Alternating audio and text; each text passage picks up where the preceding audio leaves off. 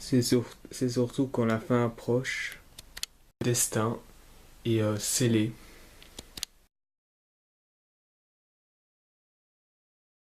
Bonjour tout le monde et soyez bienvenus à ce tout nouvel épisode du CVGBC, donc la première vraie critique du CVGBC, donc de l'année 2013.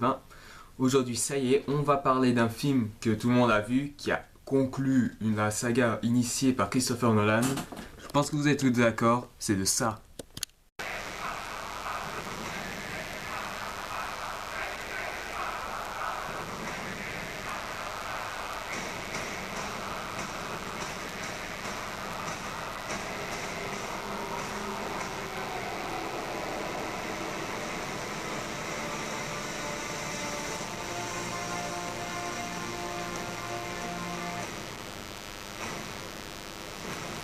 Dark Knight Rises, sorti en 2012 et réalisé par Christopher Nolan, donc, qui est connu pour avoir réalisé plein de films psychologiques comme Memento, Le Prestige et aussi Inception.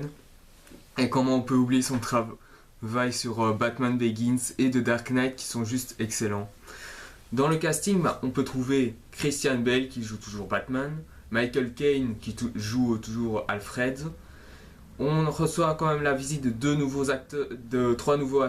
plusieurs nouveaux acteurs, dont Tom Hardy qui joue Bane, Joseph Gordon-Levitt qui joue je ne me souviens plus trop bien du nom, mais bon, c'est celui qui va devenir par la suite Robin. Et enfin, il y a Anna Thaoué dans le rôle de Catwoman et de Marion Cotillard dans le rôle de Miranda Lane ou principalement, si je me souviens bien, Taye Nazgul, quelque chose comme ça, je me souviens plus très bien de son nom. Ouais, voilà. Le casting, ça c'est fait. On parle de Dark Knight Rises, ça reprend plus ou moins à la fin du film de Dark Knight. On retrouve Bruce Wayne qui cette fois-ci il a rangé le costume de Batman parce qu'il il sent plus trop capable pour sauver la ville. Mais un jour il y a un nouveau criminel, Bane, qui va ressurgir et qui va être comme le Joker, annonciateur du chaos.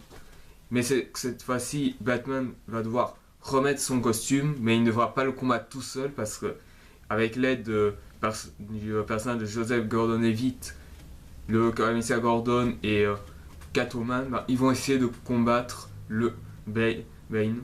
Mais également, il y a aussi Miranda Kai qui va quand même proposer aussi quelques petites complications à la chauve-souris. Donc voilà, c'est à peu près ça l'histoire.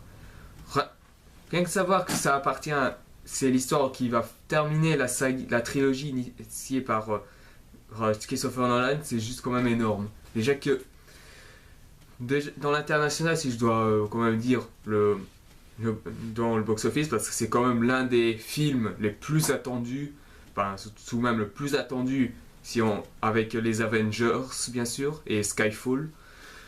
Avec 250 millions de dollars qui est à la disposition du film, The Dark Knight Rises va récolter plus de 1 milliard de dollars, qui est juste excellent. Donc, soit avec bien sûr des critiques assez élogieuses, surtout grâce à la mise en scène, les acteurs, le scénario et finalement bien sûr la psychologie qui en découle. Et pour ça, je vais dire, ça commence déjà, c'est déjà quelque chose de super bien. On parle de commencement là. D'abord, la réalisation, comme j'ai dit, elle est superbe. Franchement, il n'y a rien à dire, c'est quand même bien fait. Christopher Nolan montre que c'est un grand réalisateur, qu'il pose sa caméra, qu'il sait bien les filmer, bref, c'est vraiment quelque chose qui me plaît chez ce réalisateur. Et déjà qu'il mélange tout ce qui est sombre avec la psychologie, franchement, en même temps c'est sombre, mais en même temps c'est aussi éclairé. Et franchement, rien que ça, je pense que c'est quelque chose. Ensuite, que faut-il dire des effets spéciaux? Les effets spéciaux ici, il y en a un peu plus que dans The Dark Knight et dans Batman Begins. Perso, les effets spéciaux sont quand même bien réussis, et ça se voit bien.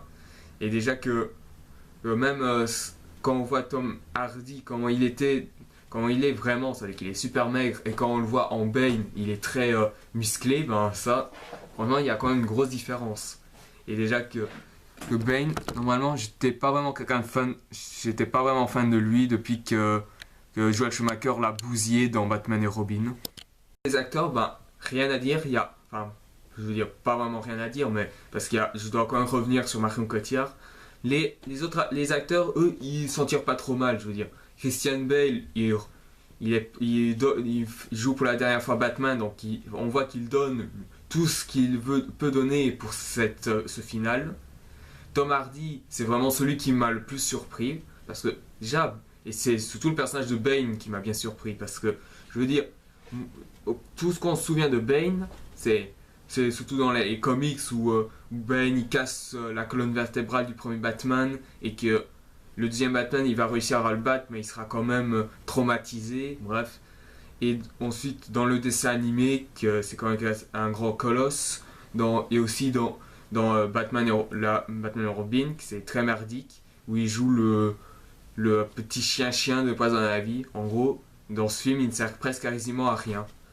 Alors qu'ici, dans ce The Dark Knight Rises, il est montré comme un initiateur de chaos très, comment dire, non seulement très musclé, mais aussi quelqu'un de très sombre, très froid. Bref, on voit déjà que comme ça, phrase mythique, comme il dit, c'est quand Batman sera en cendres, je t'autoriserai à mourir.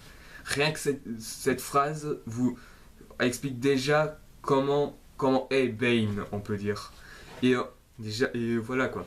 Quant à Alfred, ben, joué par Michael Caine, ben, ici c'est quelqu'un qui pompe le moral du public. Je veux dire, d'un côté ça va bien, on peut y aller, et quand le Alfred arrive, c'est niqué. Voilà. Bref, en gros, c'est à peu près comme ça. Très bonne journée pour pouvoir m'amuser avec ma petite amie. Monsieur, votre petite amie, elle est morte. Non, c'est pas possible. Franchement, d'un côté, ok, dans le film, c'est un peu celui qui te donne beaucoup d'émotions quand même, mais quand même, ce qu'il fait là, c'est quand même... d'un côté, ça me fait un peu rire parce que d'un coup, tout est bien, tout est rose, et puis quand il arrive, tout change. C'est quand même marrant d'un côté. Puis, qu'est-ce qu'il faut dire de Joseph Gordon-Levitt, ben, il s'en tire pas trop mal. Moi, perso, s'il y a un spin-off sur Robin, moi je pense et que si Christopher Nolan pourrait bien faire, parce que, ok, il a dit que c'est son dernier Batman qui réaliserait, mais je pense aussi, au moins on parlait un peu sur Robin, je pense que ça pourrait faire quelque chose. Déjà que le Robin, il a été massacré dans Batman Forever et Batman et Robin, donc voilà. Déjà, Robin, je sais que c'est un peu celui qu'on a envie de donner des claques à chaque fois qu'on le voit, mais moi j'arrive quand même à l'apprécier. Et principalement dans un dessin animé, Les Jeunes Titans, donc où il est le chef. Ici par exemple, il est très, comment dire, là il est plus intéressant quand même. Mais bon, moi je trouve que s'il y a un film Robin et qui est réalisé par Christopher Nolan, je suis partant. Non, sur Marion Cotillard, parce que je crois que j'en ai déjà parlé dans ma vidéo spéciale sur la plainte d'Éric Judor et de celle-ci. Marion Cotillard joue d'une manière assez misérable. Elle ose bien sûr mettre sa faute sur Christopher Nolan, mais moi je sais que Christopher Nolan, lui, il a fait son possible pour bien le faire. Et c'est juste elle qui n'a rien fait pour qu'elle soit convaincante, c'est tout. Et déjà, beaucoup disent qu'il y en a qui jouent bien, qui vont un Oscar, mais quand je vois la façon où elle meurt, enfin moi je dis un Oscar, ok, pour la scène, ok, la scène elle est, qu'on dirait, émouvante, mais tout est niqué à cause de la prestation de Marion Cotillard, je suis désolé. Et déjà quand elle meurt, c'est ridicule. Quand elle meurt, elle fait à peu près comme ça. Elle n'est pas en train de mourir, elle est juste en train de faire comme ça. Oh mon Dieu, il y a un méchant qui arrive, vite, je dois faire le mort. Voilà, c'est comme si elle faisait le mort, mais pas vraiment mort. Je veux dire pas vraiment mort. Elle est fait comme si elle faisait le mort. C'est quand même, je sais pas, entre faire le mort et être mort, il y a une différence. Si tu fais le mort, il y a un moment où tu fais un petit bruit un bruit où tu la touches, après, elle va se réveiller. Si elle est morte, tu peux la toucher je sais pas combien de fois, elle va plus se relever, quoi. Voilà. Ce que vient de faire Marion Cotillard là, c'est juste minable, je suis désolé. Ceux qui disent qu'il y a un Oscar pour elle, je penserais plutôt à Razzie Award parce que déjà, vu qu'elle n'en avait rien à foutre dans le film et vu la plainte qu'elle a fait, ça m'étonne pas qu'elle n'aura pas de problème parce que je sais pas, mais ce qu'elle vient de faire là, c'est juste aberrant. Pour conclure, sur le casting, Anna Hathaway parce que j'ai voilà pour moi Catwoman, c'est pas un personnage que j'aime beaucoup dans la saga des Batman, mais il faut quand même comprendre que si on se souvient, celle qu'on retient beaucoup le plus, c'est celle de Michelle Pfeiffer avant, qui faisait certes une Catwoman qui n'était pas super sexy, mais qui restait quand même sensuelle. Quant à Alberi, elle a fait un peu une Catwoman pute, prostituée, bref, quelque chose comme ça. Et ici, Anna Hathaway, bah, elle remonte un peu la barre. Moi, je trouve que Anna Hathaway, c'est une excellente actrice. Bon, c'est pas la meilleure actrice que j'ai vue, mais bon, il est pas mal. Dans Max la menace avec Steve Carell, elle s'en tire pas trop mal aussi. Pour moi, Catwoman, je trouve que celle-ci, elle est beaucoup plus sensuelle que celle de Alberi, mais bon, elle reste quand même un peu en dessous de celle de Michelle Pfeiffer. Sinon voilà, pour le casting, c'est fait. Le scénario, je le trouve quand même un peu moins bien que celui de Dark Knight, mais d'un côté, ça reste quand même excellent aussi. Pour ceux qui disent que Dark Knight Rises, c'est le meilleur Batman de Christopher Nolan, je n'ai rien contre vous. Moi, je trouve que pour moi, le meilleur film Batman que j'aime bien beaucoup, c'est The Dark Knight. Et le deuxième, pour moi, c'est Batman. Et pour ceux qui, bien sûr, aiment beaucoup The Dark Knight Rises, sachez que c'est mon troisième film préféré de la saga. Enfin, il est devenu mon troisième film préféré. Donc, qu'est-ce qu'il faut dire?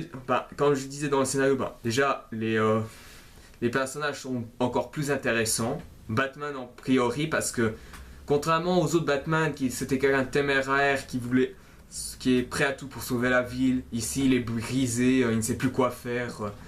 Il se demande si son métier de super-héros, il va le continuer ou il va l'arrêter, il ne sait pas. Voilà. Ensuite, il y a beaucoup de choses que j'ai bien quand même notées, comme par exemple le premier combat entre Bane et Batman. Je pense que c'est le combat que je crois tous les fans de Batman et aussi beaucoup de monde ont aimé parce que déjà la musique s'arrête, il n'y a plus de musique, tout ça. Ça veut dire que ce qui crée une immersion totale du public dans le film. Nous, on a l'impression qu'on est dans le film et qu'on voit Batman en train de se faire quasiment massacrer. Tout ce qu'on a envie de dire, c'est un peu de l'aider, on a envie de l'aider, mais le problème c'est que nous on le regarde, on est le public, et lui il appartient au film, donc on ne sait pas trop quoi faire. Voilà, et en plus ça reprend la scène mythique dans Dark Knight Falls, je crois que c'est comme ça que s'appelle le comic, où Bane casse la colonne vertébrale de Batman. Cette scène a été reprise, et franchement, cette scène elle est quand même bien faite aussi. Mais sinon après, les autres confrontations contre Bane est quand même pas mal aussi. Et également la course-poursuite entre Batman, Catwoman et Miranda Kay, c'était pour sauver le commissaire Gordon et pour sortir la bombe, ça c'était incroyable. Mais bon, s'il y a quand même un truc un peu, comment dire, un peu moins bien, si je dois dire, c'est quand même le fait que, comment dire, après c'est un détail, mais je sais que moi je trouve que Batman, il ne paraissait pas beaucoup. Mais il paraissait pas beaucoup, voilà, je pensais qu'il n'en paraissait pas beaucoup. Tous de me dire oui, mais c'est quand même la base du film, le fait que Batman ne vient pas directement. D'un côté, je suis d'accord, mais c'est vrai que si quand même on compare, comment dire, quel autre film? Parce que si on compare quand même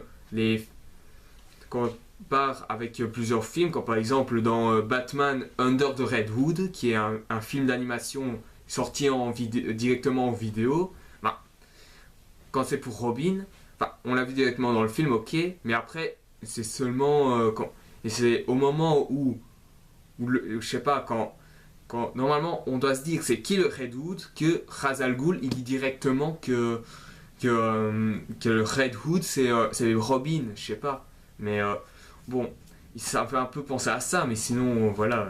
D'un côté, c'est vrai que je suis d'accord avec vous, même si j'ai eu un aspect négatif sur le fait que Batman n'apparaissait pas directement, bah, je suis quand même d'accord sur un point avec vous parce que c'est quand même la base du film. Le fait qu'il apparaît pas directement, c'est la base du film. Qui est de la fin, je vais quand même un peu spoiler. Pour ceux qui n'ont pas vu le film et qui veulent quand même essayer le voir en streaming ou l'acheter en DVD, bah, arrêtez cette vidéo allez arrêtez la vidéo et allez acheter ou voir le film en streaming. Par contre, pour les autres, je vais quand même expliquer parce que la fin, c'est quand même celui qu'on attendait le plus dans le film.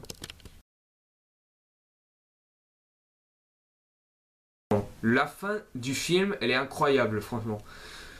La fin, bah, ça commençait bien sûr par la confrontation finale entre Batman et Bane, où bien sûr, vous savez, Bane, il va être battu finalement, mais malheureusement, il va être battu, il meurt un peu comme une merde, malheureusement. Enfin, ok, je pense que Bane allait presque tuer Batman et il y a Catwoman qui arrive et qui lui tire et qui tire avec la moto qui fait qu'elle va tuer Bane. Mais bon, moi je trouvais que Bane pouvait mourir d'une autre façon, je suis désolé. Mais bon voilà, mais après c'est qu'un détail. Ensuite, ben, c'est la course-poursuite entre le Batpod et la Batmoto contre les véhicules où se trouve Miranda Cale, jouée par Marion Cotillard, pour sauver le commissaire Gordon. Cette poursuite, elle est quand même pas si mal foutue, je trouve. Mais si je peux quand même dire un petit truc, c'est quand même que je pense que cette course-poursuite aurait pu être meilleure. Bon, après, si vous avez aimé la course-poursuite, je suis pas contre vous. Moi aussi, je l'ai aimé, mais je trouve que souvent, il y a un petit baisse de régime dans cette course-poursuite. Et aussi, il y a un petit truc que j'ai quand même pas un peu compris, parce que la Batpod, ça veut dire l'avion, il tire tout près du camion. Ça veut dire, il a fait une explosion qui est juste tout près des pneus avant, mais le camion, il continue. Je sais pas, mais après, je sais pas, ça peut peut-être être un détail, mais je sais pas s'il y a une explosion qui est juste devant un véhicule, enfin le véhicule il explose, je suis désolé. Ou alors, à part bien sûr si l'explosion a été déjà faite avant pour que après le camion puisse passer facilement, mais sinon voilà. Et puis ensuite, ben, vous savez très bien, il y a Miranda Kay qui va mourir de manière complètement ridicule, bien sûr. Ben, il y a Batman qui va finalement être d'accord pour amener la bombe loin de la ville. Ouais. Et à la fin, bah, on voit Batman qui disparaît au loin en quittant Gotham City. Et il y a la bombe qui explose. Et finalement, ben, les gens, même s'ils ont été contents que Batman les ait sauvés, ben, ils ont quand même remarqué que Batman, il ne revenait plus. Donc pour faire hommage, ben, ils ont construit une statue que je vais trouver quand même superbe, franchement. Et ensuite, ben, à la fin, je pense que Alfred, il avait pris des vêtements qui donnent après au personnage de Joseph Gordon-Levitt pour que celui-ci devienne par la suite Robin. Franchement, cette fin, je veux dire, je pense que comme tout le monde d'entre vous, on avait tous plus ou moins pleuré devant cette fin parce que c'était quand même la mort d'un héros qui est juste mythique. Le personnage Batman, il a traversé plusieurs années, quoi. Des années 60, c'était un petit film parodique qui n'avait pas connu beaucoup de succès au box-office, mais qui a quand même qui a eu un succès critique.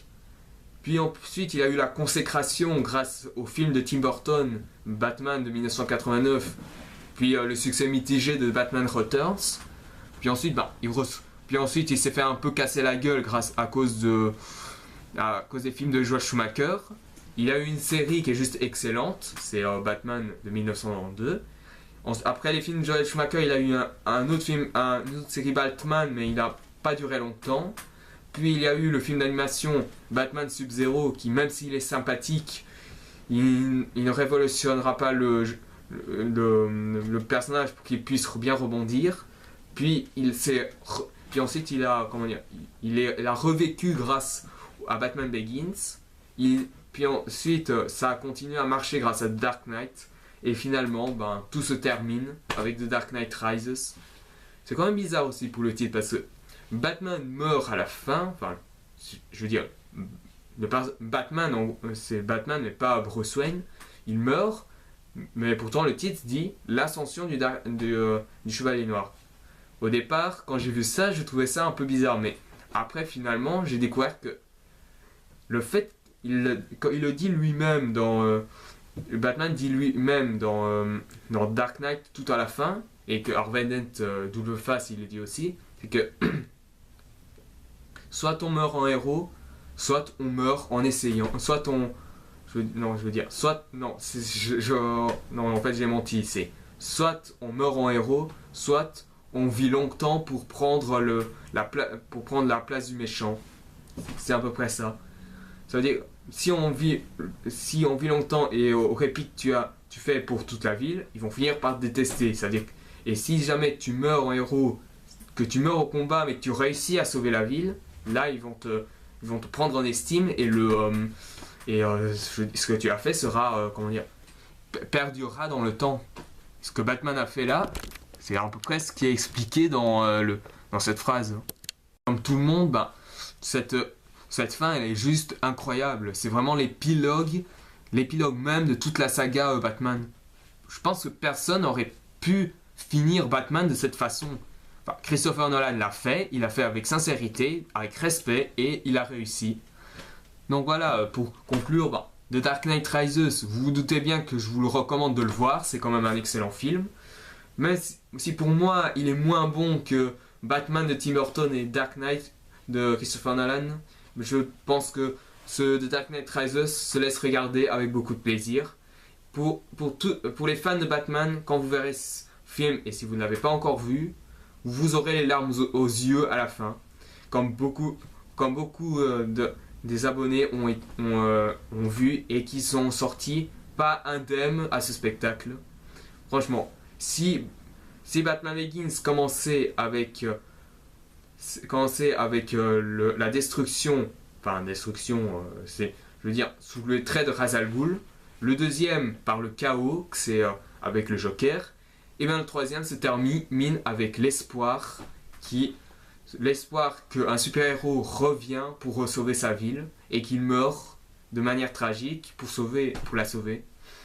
Voilà quoi, merci d'avoir vu cette vidéo, j'espère que ça vous aura plu. Si vous avez aimé, mettez un j'aime. Si vous voulez en savoir plus sur les prochaines vidéos à venir, abonnez-vous. Et si vous avez des questions à me poser, n'hésitez pas. Et si vous avez des propositions de films ou de jeux vidéo à me donner, qui sont beaux ou mauvais, pour moi, je suis d'accord avec tout. Envoyez-moi des commentaires et on en discutera. Donc pour le prochain film, ce sera un film culte. Oui, je vais... au moins commencer bien l'année avec des films cultes. Mais sachez qu'après, je vais commencer avec des grosses merdes. Et surtout, 2 films de Uwe Boll. On va bien s'amuser, hein. Donc, je vous donne rendez-vous pour la prochaine critique. Je vous dis à la prochaine et que votre journée soit splendide. Mon Dieu, j'étais quand même ému pour ceux de Dark Knight Rises.